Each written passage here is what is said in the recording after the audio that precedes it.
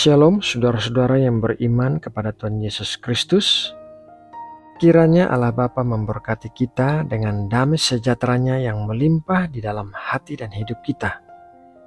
Saudaraku, seperti biasanya, mari kita berdoa untuk mempersiapkan hati kita sebelum masuk dalam saat teduh. Bapa Sorgawi, Allah yang Maha Tahu dan Maha Hadir, kami mengucap syukur buat sepanjang hari yang telah berlalu dengan baik bersamamu. Terima kasih ya Bapa buat penyertaan dan pertolonganmu bagi kami. Dan saat ini kami mau berdoa bagi saudara-saudara kami yang sedang bergabung di channel ini. Kami berdoa memohon kesembuhan bagi yang sakit. Kami berdoa memohon kekuatan bagi yang lemah, penghiburan bagi yang berduka cita, dan berkat-berkat bagi yang berkekurangan. Bapa, Engkau mengetahui kebutuhan setiap orang, baik kebutuhan jasmani maupun kebutuhan rohani, dan kami berdoa memohon Engkau memenuhi semua kebutuhan itu menurut kekayaan dan kemuliaan-Mu di dalam Kristus. Terima kasih ya Bapa. Sekarang kami mau bersaat teduh, kami merendahkan hati kami di hadapan-Mu untuk menerima pengajaran-Mu. Biarlah firman-Mu mengubahkan dan membentuk kami menjadi sesuai dengan kehendak-Mu.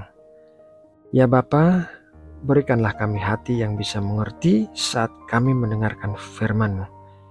Terima kasih Bapa. Dalam nama Tuhan Yesus Kristus, kami berdoa dan mengucap syukur. Amin. Saudara yang terkasih di dalam Kristus, setiap orang pasti pernah merasakan kehilangan sesuatu atau kehilangan seseorang di dalam hidupnya. Kehilangan sesuatu atau kehilangan seseorang merupakan perasaan yang menyakitkan dan seringkali orang tidak dapat melepaskan hal itu dari hidupnya. Semakin besar nilai sesuatu atau seseorang itu di mata kita, akan membuat perasaan kehilangan itu menjadi semakin berat. Raja Daud pernah mengalami kehilangan segala-galanya ketika kota Siklak diserang oleh bangsa Amalek. Keluarga mereka dibawa pergi sebagai tawanan dan kota itu dibakar habis. Mari kita membacanya dalam 1 Samuel 30 ayat 1-4. Ketika Daud serta orang-orangnya sampai ke Siklak pada hari yang ketiga, orang Amalek telah menyerbu tanah Negeb dan Siklak. Siklak telah dikalahkan oleh mereka dan dibakar habis. Perempuan-perempuan dan semua orang yang ada di sana, tua dan muda, telah ditawan mereka dengan tidak membunuh seorang pun. Mereka menggiring sekaliannya, kemudian meneruskan perjalanannya. Ketika Daud dan orang-orangnya sampai ke kota itu, tampaklah kota itu terbakar habis, dan istri mereka serta anak mereka yang laki-laki dan perempuan telah ditawan. Lalu menangislah Daud dan rakyat yang bersama-sama dengan dia itu dengan nyaring sampai mereka tidak kuat lagi menangis. Kehilangan sesuatu atau kehilangan seseorang pasti akan memberikan pukulan yang besar kepada seseorang, seperti halnya Raja Daud dan para prajuritnya yang menangisi kehilangan mereka di kota Siklak. Mereka menangis sampai tidak kuat lagi menangis. Namun demikian, Raja Daud memberikan teladan kepada kita untuk tidak berlarut-larut dalam kesedihan akibat kehilangan sesuatu atau seseorang. Mari kita membaca 1 Samuel 30 ayat 9-10. Lalu pergilah Daud beserta ke-600 orang yang bersama-sama dengan dia dan sampailah mereka ke sungai Besor. Sementara orang-orang yang mau tinggal di belakang berhenti di sana, maka Daud melanjutkan pengajaran itu beserta 400 orang. 200 orang yang terlalu lelah untuk menyeberangi sungai Besor itu berhenti di sana.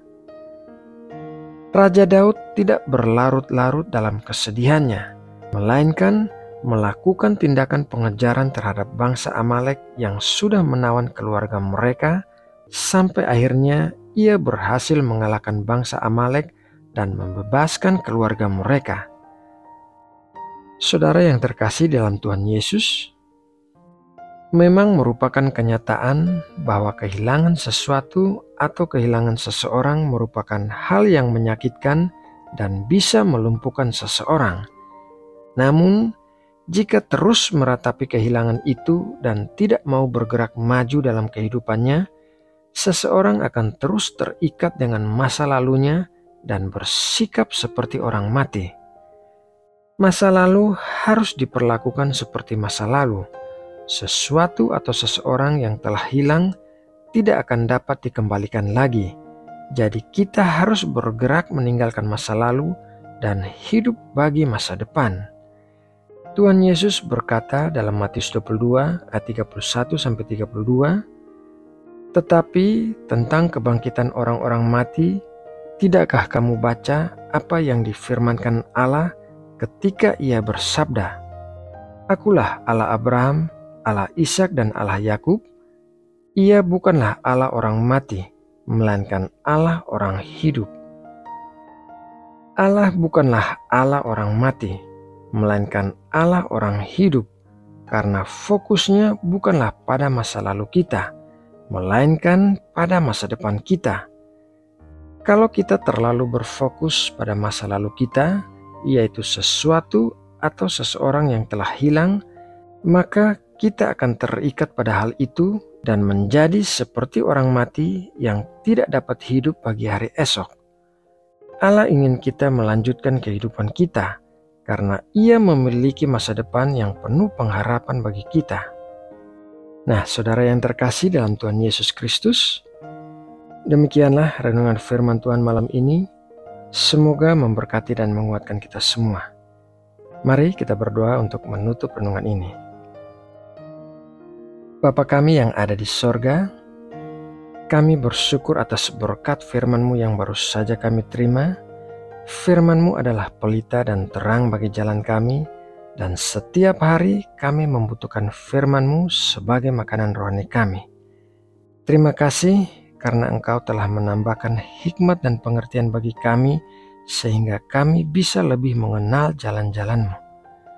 Malam ini saat kami beristirahat, kami memohon perlindungan-Mu melingkupi kami, dan damai sejahtera-Mu memenuhi hati dan pikiran kami. Berikanlah kami tidur yang tenang, sehingga kami bisa bangun besok pagi dalam keadaan sehat dan disegarkan dengan kekuatan yang baru. Ya Bapa, kami berdoa juga memohon kesejahteraan bagi Indonesia. Kiranya tangan-Mu melindungi Indonesia dari segala macam bahaya dan ancaman, baik dari dalam negeri maupun luar negeri. Dan kiranya Engkau menjauhkan negeri kami dari bencana alam apapun. Terima kasih ya Bapa. Dalam nama Tuhan Yesus Kristus, kami berdoa dan mengucap syukur. Amin.